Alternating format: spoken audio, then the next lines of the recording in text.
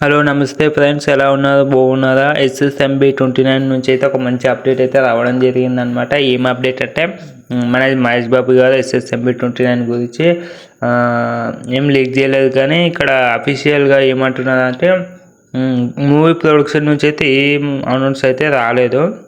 మహేష్ బాబు గారు ఆయన రాజమౌళి గారు వెళ్ళి మన పృథ్వీరాజు దగ్గరికి వెళ్ళి ఇట్లా అడగడం జరిగిందంట.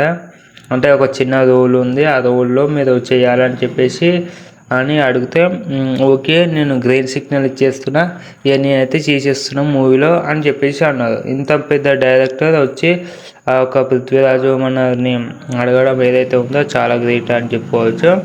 పృథ్వీరాజు అయితే అస్సలు నో అని చెప్పకుండా మొహమాటం లేకుండా ఎస్ అని చెప్పారంట.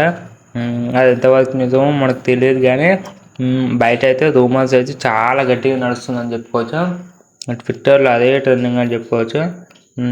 ఇంకా ఆయన తీసిన పాత మూవీలన్నీ చాలా బాగున్నాయని చెప్పుకోవచ్చు. మెయిన్గా ఎక్కువ గుర్తుపట్టాలి అంటే అతన్ని మన సలార్లో ప్రభాస్ క్యారెక్టర్కి అంటే ఫ్రెండ్ క్యారెక్టర్లా చేయడం జరిగిందిగా. ఎవరైనా గుర్తుపడతారు. భర్త రాజమన్నారు సలార్ అంటే ఎవడైనా గుర్తుపట్టాల్సిందే పృథ్వీరాజ్ అనమాట.